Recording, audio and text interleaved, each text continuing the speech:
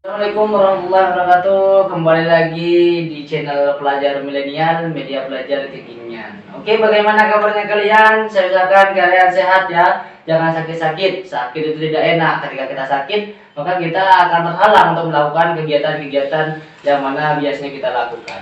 Oke, pada kesempatan kali ini masih seputar keibnuan, yaitu di konten berjuta. Belajar, berjuang, bertakwa.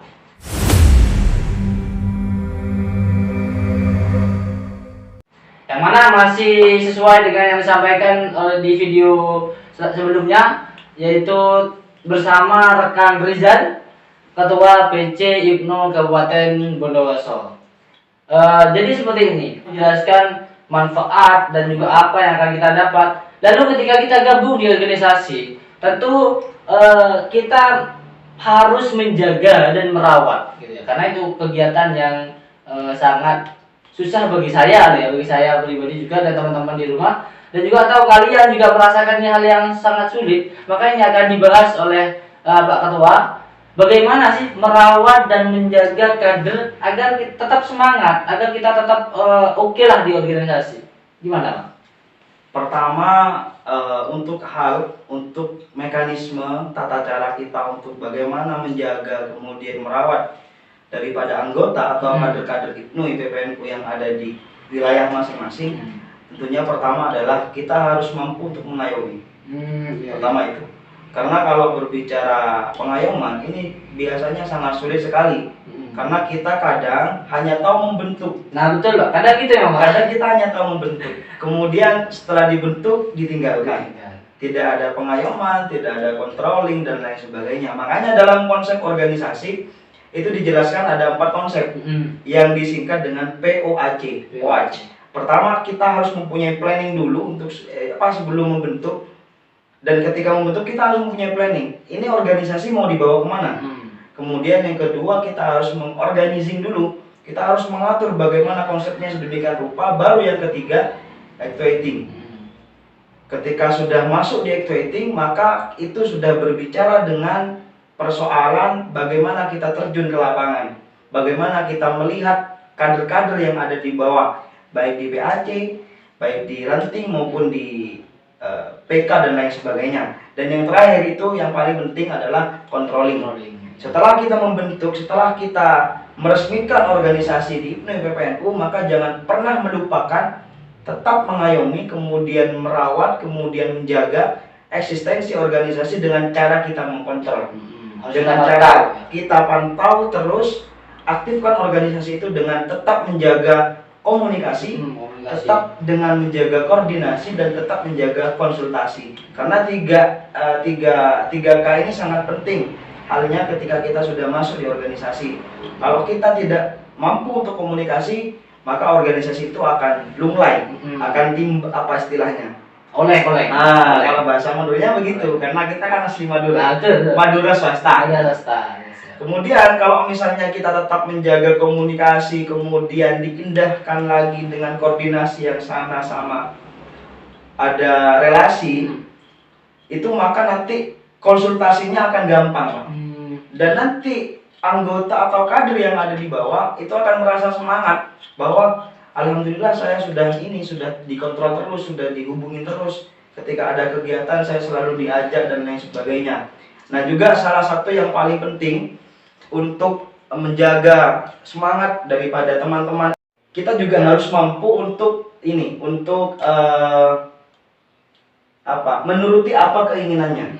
Contoh misalnya ketika ada rutinan, ini kok rutinan tok, kok cuma baca sholawatan tok, kok cuma baca ini tok dan lain sebagainya. Ayolah kita adakan rujakan kegiatan lain. Walaupun misalnya nanti ketika mereka datang ke kegiatan kita, walaupun mereka hanya duduk, kemudian main game, kita tidak perlu menyalahkan. Karena memang sudah kodratnya manusia begitu, tidak bisa dipaksakan. Yang penting mereka mau diajak hadir kita. Hadir, lambat laun kita benahi, lambat laun kita masuk dalam ranah organisasi yang harus dia pahami, kemudian ajak sedikit demi sedikit dia mengenal lebih jauh agar bisa setia di organisasi IPNU IPPNU. gitu. Jadi memang tidak bisa terlalu kita gembleng, terlalu Betul. tekan, karena Betul. ketika kita terlalu tekan apalek gitu ya. Betul. Bahasa Inggrisnya apalek. Betul. Makanya kita harus pelan-pelan. Karena memang untuk mengubah seseorang itu tidak bisa ada 100%. Nanti begitu pun harus step by step. Step by step, bertahap lah ya. Jadi memang seperti itu di organisasi. Nah tentu ini juga saya ingin bertanya terkait dengan menggerakkan organisasi, menggerakkan anggota. Betul. Kadang ada anggotanya banyak, cuman kayaknya nggak bergerak, mati suri gitu. Betul. Jadi tipsnya bagaimana untuk menggerakkan anggota di organisasi? Gimana Pak? Jadi kalau saya contohkan di istilah fikih ya, itu ada yang namanya tohirun mutahhirun. Tohirun. Yang artinya itu suci, mensucikan. Jadi sebelum kita menggunakan air untuk bersesuci, maka kita harus melihat dulu ini airnya suci atau tidak. Nah, baru kalau sudah suci, maka air itu bisa dipakai untuk mensucikan. Sama halnya dengan organisasi. Sama seperti itu, kita juga harus bergerak kemudian menggerakkan. Kita harus bergerak dulu. Berarti tumbuh dari diri kita dulu. Tumbuh dari diri kita dulu. Kita bergerak dulu, kita benahi apa yang ada di diri kita sendiri. Kemudian nanti lambat laun orang lain akan mengikuti apa yang kita gerakkan. Sehingga di situ akan muncul persepsi bahwa kita sudah mampu untuk menggerakkan. Begitu. Makanya saya ingat salah satu sutradara besar ini dari Rusia mengatakan ketika kita sudah mampu untuk dijadikan aktor dari sebuah film besar, kita juga harus mampu untuk mewadahi dan untuk menganalisa kira-kira ketika sudah kita disuruh untuk jadi ini, kita siap apa enggak. Kalau misalnya kita siap, maka kita harus lanjutkan. Walaupun kita tidak siap, kata sutradara tersebut, mau tidak mau, enak tidak enak, maka laksanakan. Karena dengan begitu, lambat laun kita akan memperoleh pengalaman. Dan biasanya, lagi-lagi berbicara manfaat, pengalaman ini yang sangat sulit untuk kita dapatkan. Sehingga, cara untuk menggerakkan orang, atau anggota, atau kader di organisasi, sama halnya dengan konsep fikih itu. Tohirun, mutahhirun. Sehingga ketika kita sudah bergerak, baru kemudian kita menggerakkan. Ya kadang memang kan yang dilihat dari yang ngajak. Kalau kita hanya nyuruh, siapa tidak bisa? Siapa tidak bisa, betul. Maka kita harus untuk di organisasi berarti konsepnya harus mengajak bukan menyuruh. Gitu. Ayo berarti itu bukan sana gitu ya Pak. Bukan seperti itu, berarti ayo gitu kan. Kita harus bahasanya kita harus mencontoh. Memberikan contoh. Ya. Memberikan contoh dulu, baru nanti ketika mereka lihat bahwa kita sudah bergerak, mereka akan ikut menggerakkan orang-orang yang ada di organisasi, terutama di anggota sama kader-kader IPNU IPPNU yang ada di wilayah Kabupaten Bondowoso khususnya. Oke, terima kasih. Mungkin ini pertemuan di video kali ini di part 3 ya, bersama rekan Rizal, itu Ketua PC IPNU Kabupaten Bondowoso. Sebelum diakhiri, saya persilakan untuk memberikan closing statement-nya. Monggo silakan. Dan terakhir closing statement dari saya buat rekan-rekan kita yang menonton video ini, ya jangan lupa subscribe lah. Nah, siap. Ya, jangan lupa subscribe karena memang pelajar hari ini adalah pelajar-pelajar yang mampu menjawab tantangan zaman tentunya. Dan juga yang terakhir dari saya, tetap semangat belajar berjuang bertakwa, jangan pernah kendor ketika kita dihadapkan dengan persoalan apapun. Percayalah, kalau misalnya kita tetap lelah, kita tetap tidak semangat, kita tetap tidak mampu melakukan apapun, ingat masih banyak perjuangan-perjuangan yang ada di belakang yang harus kita rombak bersama-sama. Kemudian yang terakhir kalinya di organisasi IPNU IPPNU ini juga kita dikenalkan dengan bagaimana cara kita untuk setia. Loyalitas tinggi, kemudian kontribusi baik dari tenaga, pikiran, dan lain sebagainya. Dan untuk rekan-rekan kita yang ada yang nonton maksudnya ya, silakan tetap belajar berjuang bertakwa dan jangan lupa mengabdi, karena dari pengabdian itu akan muncul sebuah kebahagiaan, akan muncul sebuah kesuksesan yang akan mengarahkan kalian pada masa yang akan mendatang.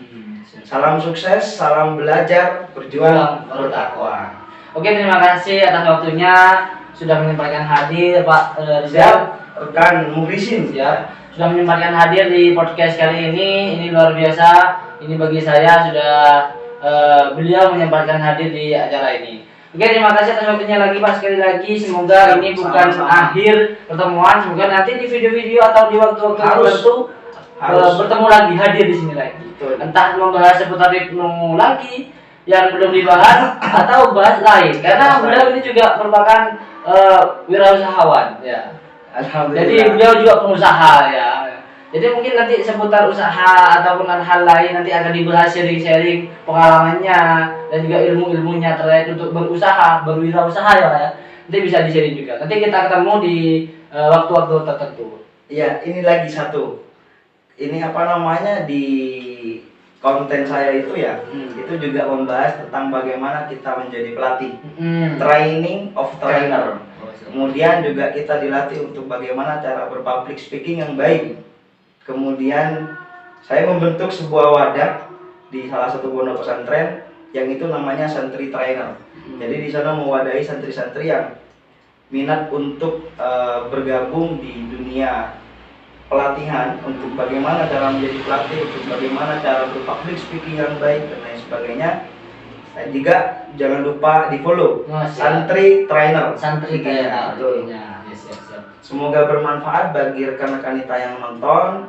Jangan bosan dengan YouTube-nya Pelajar FU Milenial ya. Pelajar milenial. Jangan lupa juga subscribe. Mungkin hanya ini yang bisa saya sampaikan.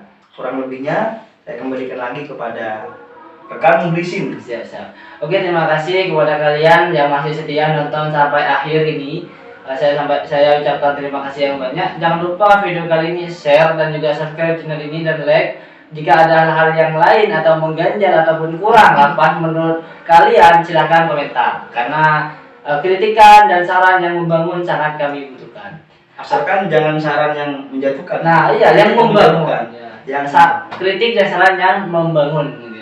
Oke, sekian dari kami. Kalau lebihnya mohon maaf. Nanti ketemu lagi di video-video yang lain, video berikutnya. Karena kami akan selalu memberikan video-video yang bermanfaat asalkan kalian dukung. Dengan cara apa? Subscribe ya. Oke, akhirnya dari saya. Kalau lebihnya mohon maaf. Wallahul muwaffiq ila aqwamit thoriq. Wassalamualaikum warahmatullahi wabarakatuh. Waalaikumsalam warahmatullahi wabarakatuh.